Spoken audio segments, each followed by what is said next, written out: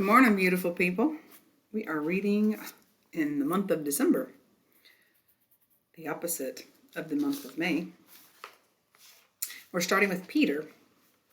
Last month, Mr. T told us we had to read some stupid book and go spend time with the retards. I sure hope he changes by the end of the story. That was what I thought at first, anyways. That was what I had always thought. The collaborative classroom was where the retards went to school. I guess it was James who made me change my mind. Yes.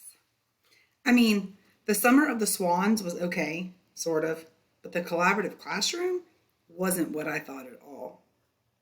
The kids were actually pretty cool, especially James. If something spilled on the floor or if there was a bunch of objects spread out on the table, he could tell you how many there were just by looking at them. I mean it. He could tell you immediately. No counting required. No matter how many there were, 312 forks or 813 Legos. He always got it right. And James was kind of cool to hang out with. He gave me low fives, not high fives, because eye contact was tough for him. And we played games. I liked going to see him. So I liked Mr. T's next idea. He never ran out of ideas. Okay, guys, here's the deal. He told us in December. We're going to have a holiday party like every other class, but it's going to be different. Of course, I blurted out. That's no surprise. I do that sometimes. Open my mouth before I think. A lot of times, actually. Everybody, even Mr. T, cracked a smile because I was right. You'll form small groups and work to create a center focused on certain holiday. It might be Christmas, Ramadan, Kwanzaa, Hanukkah. Mr. T kept going with the directions, but I didn't catch most of it. I was thinking. Then I did that blurt out thing again. Mr. T, can we invite James and his friends to our party? Everyone was quiet and looked at me. Then Jessica said, "That's a great idea." And the rest of the class agreed. Mr. T had a smile stretched across his face, and he just nodded. And I thought I saw him wipe at his eye. I don't know why he did that, though. Jessica, Act 4, Scene 1. I chose Ramadan as my holiday. I wanted to research something I knew very little about. I ended up in a group with Anna, Danielle, Jeffrey, and Alexia. Alexia wanted to be with Katie, Wendy, Natalie, and Heather, but Mr. Terupt didn't go for that. If he was looking for trouble, he got it. Our task was clear. When Mr. Terupt announced the project, he said, "Your centers will need to include a research component, a game, an arts and crafts activity, and food. Your center will need to operate all by itself because you'll be visiting the other centers when people come to visit yours." My group started talking about who could do what, but Alexia didn't let that go on for too long. You need to do the research, Jessica, because, you're the smartest. Anna's too stupid to read that stuff. Anna stared at the floor. She used to do a lot of that, but not as much these days. It wasn't just her head that went down this time. Her entire body sagged after Alexia's nasty comment. Alexia looked at Jeffrey next, but she didn't have the nerve to say anything. Then she smiled at me and Danielle. She got nothing in return from me. But I could see Danielle half smiling.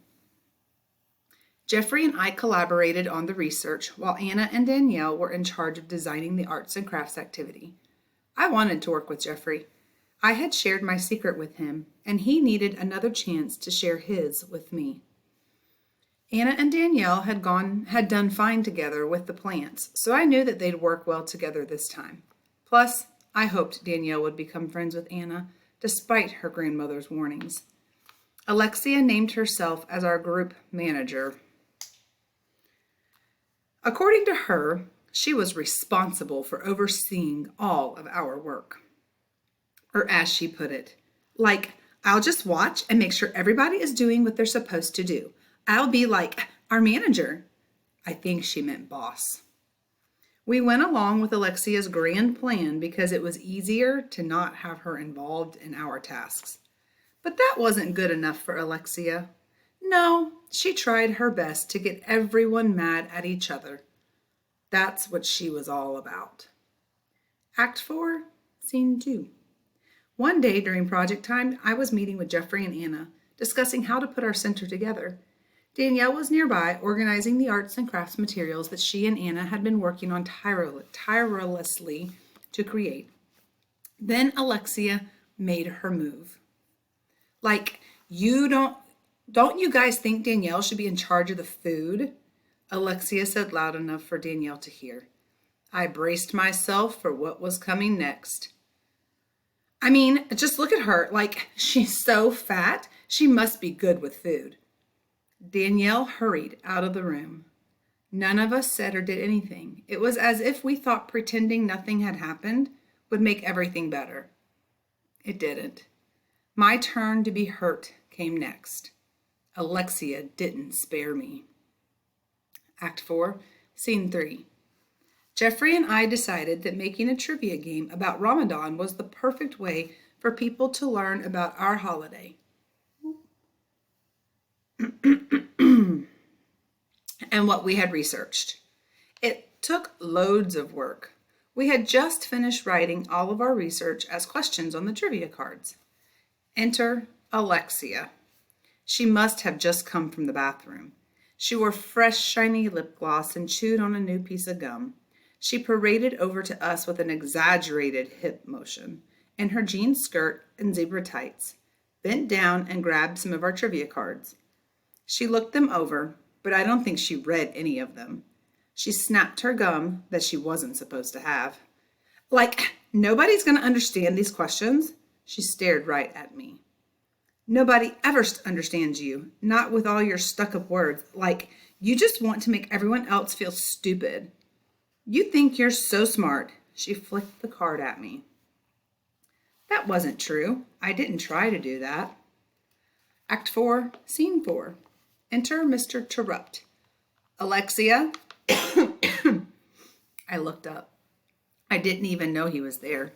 Alexia didn't either. She spun around, alarmed. I think it's time for you to follow me. He escorted her out of the room. They were gone for a while. Yes. Act 4, Scene 5. Enter Mr. Terupt without Alexia. Where was she? I need to talk to the four of you now, he said, looking at Jeffrey, Danielle, Anna, and me. We sat down in our project area.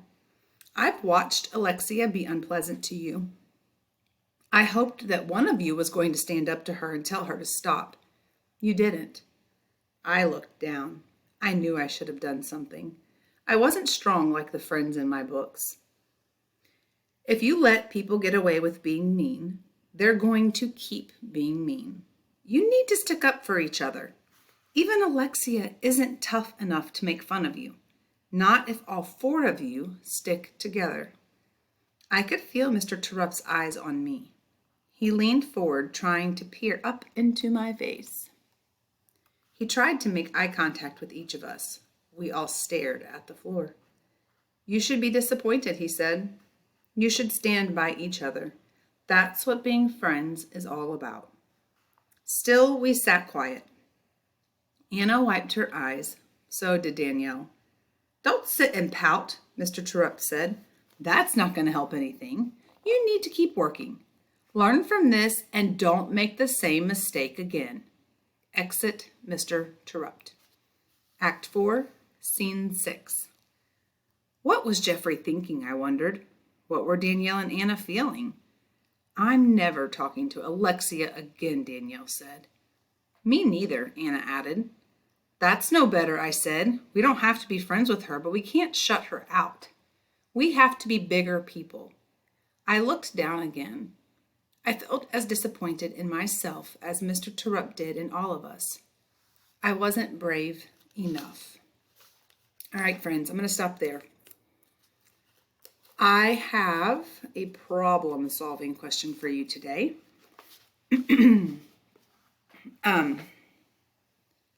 I want you to think about what would have been the best way for that group of friends to handle Alexia.